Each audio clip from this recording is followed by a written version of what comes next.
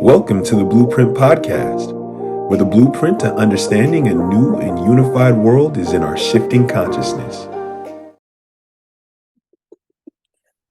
All right, welcome everyone to the Blueprint. I'm Angela Blaha and I have Renee Keene here with me today. How are you today, Renee? I am wonderful, and I'm hoping you are as well.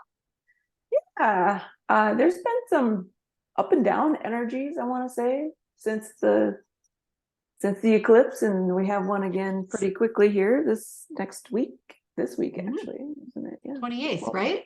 probably the day this gets released. Nope, a couple days later. So, and Pluto went direct in between there. So we have a lot of impounding energies, really. And it's, we can feel it. We can all feel it right now. Yeah. Yeah. But today I want to talk about all of the abundances of the 13D. And yes, we are moving into 13th dimensional frequencies, not 5th dimensional frequencies. Those are already here and already been experienced. We're going to pound this into everyone's imagination here shortly, because 13D is real. I mean, it is the thing that's coming aboard. So what are some of the abundances of 13D? Well, I think that they are probably not anything that we think they are. Like, when we think about abundances, we think health, wealth, money, like all those kinds of things. But what I know to be true is the abundances of 13D lead to that, but they are not the things that we focus on in 13D.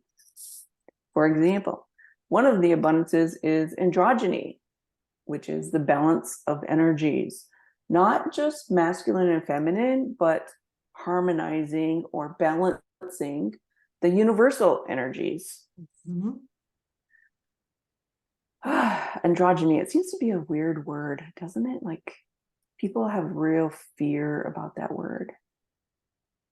It's a weird word. And it's because I think our society is so wrapped up in male female. Mm-hmm. And then you have this other term, and it's like no one really quite gets it. And it's like, why would you want to move into harmony? Heavens forbid. Well, and I think that we have this weird perception that if we're a female, we have to become male, which has nothing to do with physical parts. No. Androgyny is the balance of energies. It's not, you have to become something else. It's, that's a or whole you have misconception. or you have to forsake it either. You Yeah. don't have to. It's not like, well, now I'm not a female or a male. Now I'm androgynous. It's like you're not forsaking anything either. Right. Exactly. There's a harmony with it. Mm-hmm. You're harmonizing what we already have, masculine and feminine energies within us, no matter if we're a girl or a boy. Right? We carry both of those kinds of energies, but in the past, we focused on one or the other, according to our belief systems, which means that if you're a woman, you focus on being feminine. If you're a man, you focus on being masculine. Androgyny says, well, what if we actually brought both of those, we actually activated both of those within us, and we balance those kinds of energies. We become both masculine and feminine, not having anything to do with the physical person, but having to do with everything about your vibration and your frequency.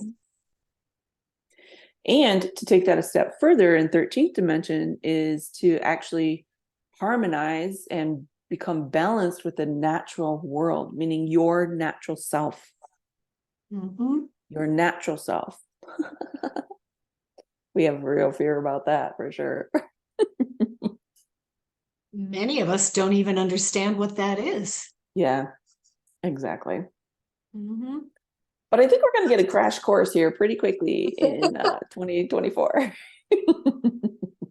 I can see it coming, my dear. Yes, for sure. I can, definitely. Yeah. Another abundance is freedom. Like, I know all of my clients and everyone I know has this real craving for freedom. Yes. Yet, as human beings, we've never really been free. Like we've always been enslaved to something through third dimensional frequencies where there's a polarity. You're enslaved, you've been enslaved to something all of the eons. Like there's never been real freedom here, or even a expanded version of freedom, right? So we have these blocks, we have these energy blocks in our own frequencies that says, oh yeah, I love freedom, I want to know what freedom is, but I don't even know how to respond to that. How do I become free? It's a big thing for all of us. Right. Big thing, you know, as a child, you want to be free of the control of your parents. And it just advances throughout all of our lifetimes. It's huge. I hear it in conversation with clients. I hear it in conversation with friends, people exploring their freedom. Yes. And what that means to each of us, and that it probably means a little bit different to you and to me and to the next person. For sure. What are we looking for in our freedom? Right. I think we can start by knowing what you don't want, right? Yes. Like we know that we don't like our current job, or we know that we don't like how the government is run, or, maybe we move around a lot, or I don't know, we don't like being in one place too long or too often. Maybe you shift people around in your life very frequently. Well, we know what we don't want, but what is it that we really do want or desire? Like that whole word desire has a whole conspiracy around it. Like we shouldn't have desires. But honestly, the soul is the desire. The soul creates desires, not the ego, not the human. And so, that again is a block in freedom. Just these words that we use every single day, that we create these blocks in our energy and our vibrations. But yet we yearn for things so deeply, but we don't allow ourselves to have them, like freedom. We don't allow ourselves to be free. If we did, we would flow completely with the natural world. Absolutely. Absolutely. And the key is to understanding, like you said, your things that you don't want, that don't allow you to feel free. Those Right. are easy to identify. It isn't quite as easy to identify always what it looks like when we're moving into, well, what is freedom to me?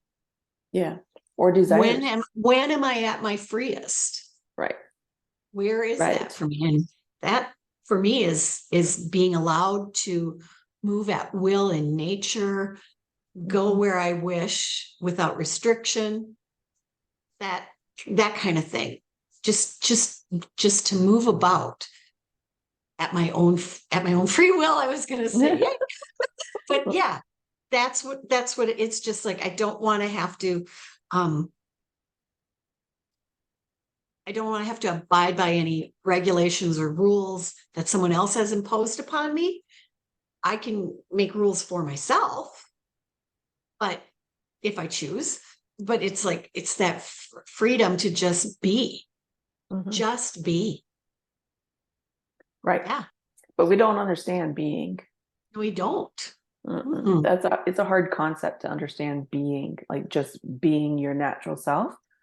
Well, we've been programmed for such a long time, right? And we have these crazy belief systems, entangled with all the emotions, and then we judge ourselves, and we like try to keep ourselves in this straight little line so that nobody else can judge us. And we have no idea what freedom is. Nope. But in 13th dimension, like that's the pull. That's why we're having these really deep cravings right now, is because the soul is the driver here, and the soul is the one that says, you know what, you're not free. Let's create some freedom here. Another abundance is self-love, like self-worth, enoughness, love, trust, acceptance. These are all playing a really big role in our conscious shift right now. So when you love who you are, money, love, success, all the things that we focus on in the third dimension, become your natural states. Like you can create money out of literally nothing. That's what telekinesis is. Yeah. Yeah. So self-love is of abundance in the 13th dimension, but the blocks are our worthiness, our enoughness, our love, our self-love, and love of others. Like we don't really understand love here. We see it in a state of duality, but we don't really understand that deep, deep penetrating soul love. Trusting yourself and trusting your own knowing, your intuition, your higher self, whatever concept you want to give it. And then acceptance, like accepting it. Those are the blocks, and those are the things that we're trying to move through, heal, like whatever term you want to put on it. Those are the things that are stopping us from the abundance of self-love. Mm-hmm. And your previous podcasts on self-actualization could assist someone in figuring that all out. For so sure. Go back. For sure. We're giving you all the tools here. The roadmap, the blueprint is right here in front of. We giving There you go. step by step. Let's see. A fourth abundance is the natural world, like especially if you're being pulled to forests and water, like these are enticing us, right? Because they hold frequencies of 13D. Keep that in mind. Forests and water are the two components, the two natural sources that really hold these kinds of 13th dimensional frequencies. Flowing with the natural world is super powerful. Super powerful. A fifth abundance is travel. Mm-hmm. Like we love to travel. Yes, we love seeing the world, and traveling literally offers you that sense of freedom that you're looking for. Unless you absolutely hate to travel, like we have partners who don't really like to travel very much, but we travel all over the place. Like you find somebody to travel with. I think that in the future is going to become more and more important as we release from the enslaving codes and move more into freedom codes. I think that's going to be a very powerful way to do it. I would totally agree. That travel for me has really revealed my understanding of freedom. Yeah. Just being able to be somewhere I've always wanted to go, or doing something I've always wanted to do, and experiencing another level of humanity. Mm-hmm. Because it's different than here where I go, and it's like, it opens your eyes to further understanding of things like freedom, self-love, all of the other things that you talked about. Yeah. When we travel to all the high energy points of the world.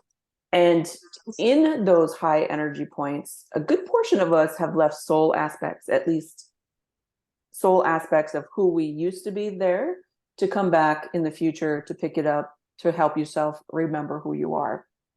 And I'm a prime example of that, because every place that I've traveled to, I've picked up soul aspects. And in those soul aspects brings memory about who you've been, how powerful you are, how, where your strengths lie versus where your weaknesses are. Because in a world of duality, we already know what our weaknesses are. We don't have to we don't have to remember what those are. Every one of us knows what our weaknesses are, right? Yes. But what we don't remember are our strengths. And when we travel to these high powered points or high energy points of the world, like that gets activated or invoked, or somehow it becomes online. Those codes become active, and the remembering of your strengths, your power, your personal power, can be extremely transformative. And the results in your life become, well, you become more confident, you become more, gosh, I don't know, help me out here, Renee. You become more authentic. You begin to very see much authentic. your authenticity of who you are, which oftentimes we've hidden ourselves from because you just don't remember clearly or whatever. But it's about like recognizing, like, oh, that is in me. Huh. Yeah. I never recognizing saw that the before. trust, the intuitive trust, the knowing, like for example, here's my example. I remember the very first time I went to Peru, and like it was like a flipping chart of all the lifetimes that that I spent there, that Ruben spent there, that it was like a flip, like a movie projector that was just flipping through all of these scenes. And like at first I thought, what the heck is this? But I'm an intuitive being. I knew I was intuitive, but I can tell you that my intuition became 1,000 times stronger after that experience, because what I know was, it was confirmed every place along the way. There was another person who would come in, like perfect strangers on some of them, who would come in and say, oh, you remember this is the very place of the very first killing of humanity? And I was like, who are you? It was those kinds of weird and abstract things. But I can tell you that my intuition became 1,000 times stronger. So it is absolutely amazing. Like you had that in Peru. I had some similar experiences in Peru. My one that the first time I went to Ireland, I kept asking myself, I don't remember being here physically.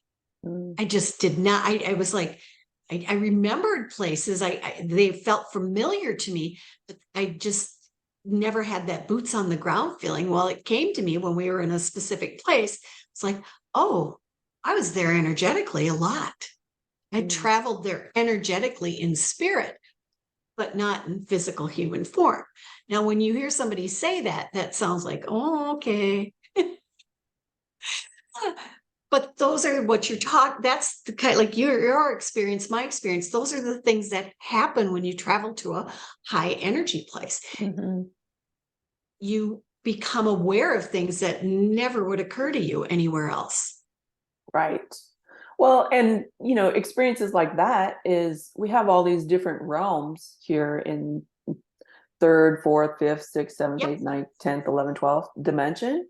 And some of those dimensions don't have a physical, like we think physical human being form. They have a different form.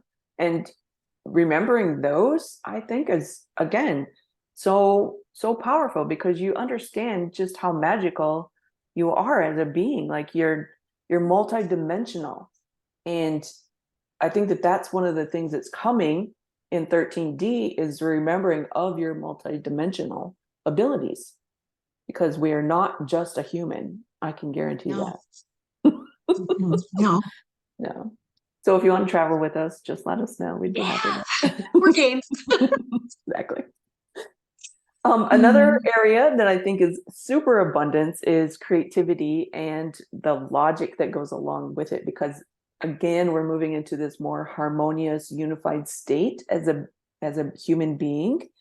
And in that, you're not just one or the other. You're not just creative or logical. There's a combination of it coming together, where you have literally a ton of ideas, and then you mix logic with it and analyzing, and for creation purpose. We've talked about creation before, but I think that this is where it kind of comes together, is through our ability to be extremely creative, like downloading and channeling information from other places within the universe, and then adding the component of logic. How can we actually create this here in a human materialistic kind of form? I think that that's part of the 13th dimension frequency that's not really understood, and it's not very concrete yet. So, which means that we're just in the creation stages of it. But Exactly. mixing creation with logic that's the foundational component when we're creating or moving into a higher frequency. Questioning everything for deeper understanding, right? Broader and more profound understanding, like that. Like if you listen to anything that I do, that we do, like it's question, question, question. Lots of questions. Yes. That's the basis. Yes. We have to constantly be questioning, because And you can't grow and expand if you're not questioning things. exactly. And the logic piece is very important. And we sometimes tend to think that logic limits us in some way, shape, or form. And it really doesn't. It's like you can create this beautiful, just say you're creating a pyramid or something. You have to have the logical structure of it for it to stand up. Mm-hmm. So you can create something, but without the logic of how, well, you have to have this corner and this corner. And, when you don't have all the pieces, when you have to ask those questions like, well, do I need this? Do I need this? How does this align? It is a piece of creativity. Mm-hmm. It's not limiting. It actually enhances your creativity.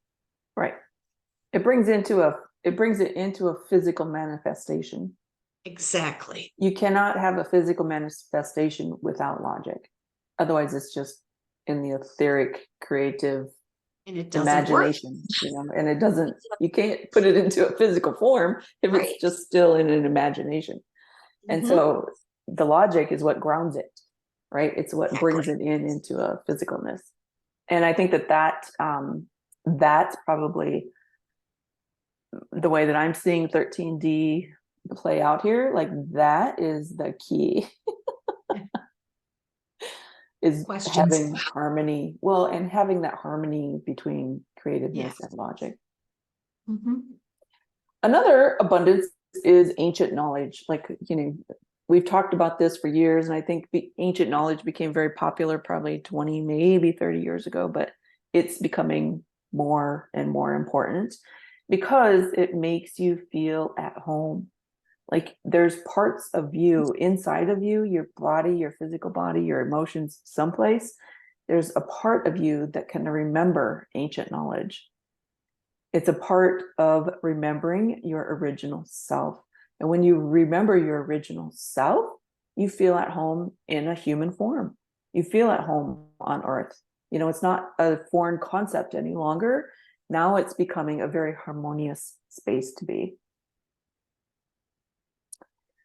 And another area, the 8th area of abundance, is our psychic abilities, and using psychic intuitive abilities. Like that's becoming, it needs to become a norm, because teleportation, telekinesis, telepathy, like all those things are, well, we're seeing a lot of young children being born with these abilities.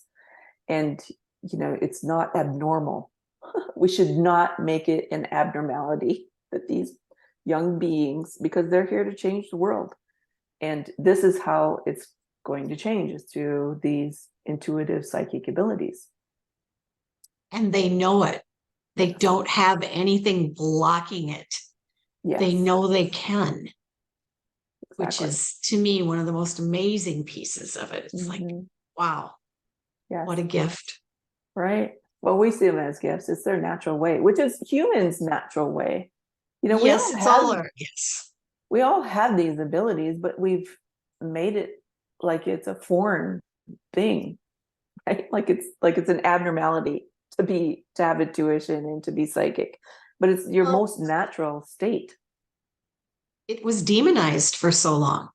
And that's the point. Well, it still is to a degree, but it is being more accepted. Yeah. But for some of us, we were raised in a society where anything psychic or whatever, that's all demonized. It's all like, no, whatever. Now, when we look to the ancient knowledge, we begin to see that this has been here all along. Yeah. And it's been hidden from us. Right. So now we're coming into this and it's like, oh, I can step out and do this. Oh, yeah. Mm-hmm. Okay. How did Jesus change water to wine? Exactly. I mean, when you can start to look at some of these abilities we have and accept that you have them too, that's your first step in actually achieving the reality of them. Yes, exactly. So I have to say that when you live your life like in these natural states, in these abundances, love, money, success, all the things that we've followed in the third dimension becomes they just flow to you. Like we have had it backwards all these eons. Yes. We go after love, right? We go after love, we go after money, we go after success. Rather than letting it be our natural flow, like success becomes the natural flow. You living your legacy becomes your natural flow. You don't have to work at it or like, it's just been crazy how everything here has been backwards. Mm-hmm. So when you're your natural self, all the material things in life just flow to you. There's no work. And you move into this 13th dimensional frequency where you become the magnet, making the universal law of attraction actually real. Yeah. Yeah. In order to move into 13D, you have to leave the material programming behind, period. I mean, it's that simple and it's that hard. Can be. Right. Oh, but that when is that so happens, right? When that happens, when you actually accept that you are this natural, authentic, intuitive God, I don't want to use the word God, that's horrible. Don't become a God. But when you're in flow with that, your natural, authentic self, and you don't care about anyone judging you or about the programming or the belief systems, like you literally leave the material world, material programming behind. We don't leave the material world behind, but we leave that programming behind. And when that happens, you automatically become the law of attraction. bingo. And all the things that you thought you wanted, love, success, money, they just flow naturally to you. You don't have to do any work for it. What I've come to go ahead. What I've come to understand is if I'm creating something, a program, a class, whatever I'm creating, when it starts to feel like work, I know it's over. And then I know it's just like, this isn't what I'm creating. This isn't my plan. When it starts to feel like work, or it's too hard to find a place or a facility, or whenever anything gets too, and I hate to use the word hard, but when it just becomes like things aren't aligning, it's time to just, wipe the slate clean and start over with something new. Because it's not to be difficult. It's just meant to flow. And when you're in your highest creativity mode, it just flows. Just boom. Yes. However, the world that we currently live in today,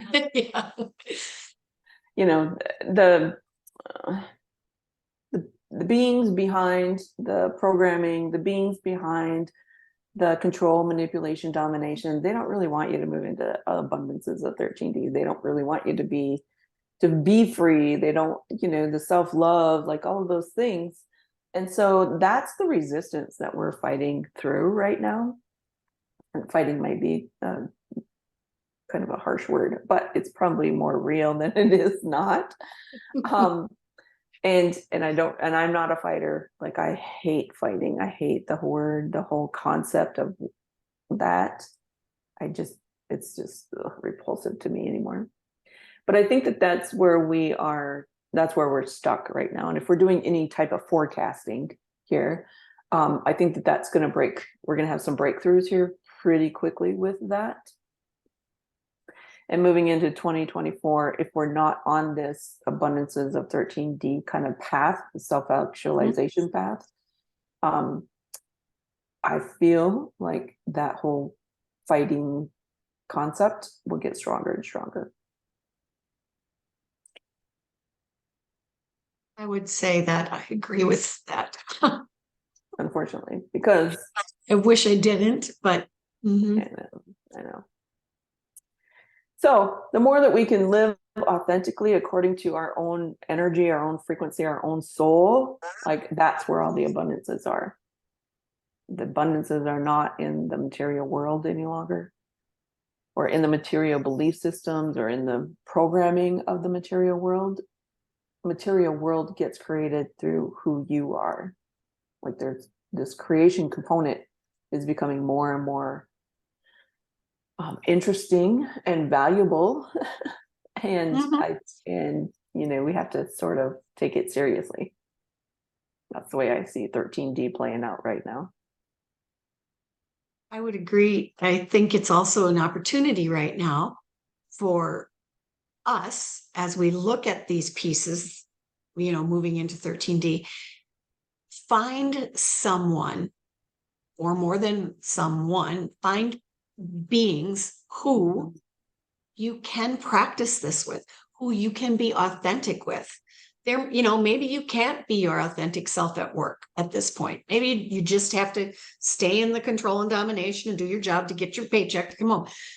But find someone, find some place where you can begin to experience your authentic self, where you can begin to experience the freedom that's yours. Find, even if it's one person or one thing, because that's what's going to grow that inside you. The practice of being that way is going to propel you forward to the day where you can be your authentic self at work or in your relationship, whatever that might be. So it's like, it's a practice. Yeah. Moving into these, it's a practice. You have to practice it. It's not like flipping on the light switch and bingo, you're there. We have to practice.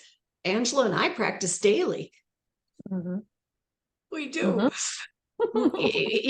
Because it isn't so fully ingrained in myself anyway yet. I catch myself often, but it's a practice.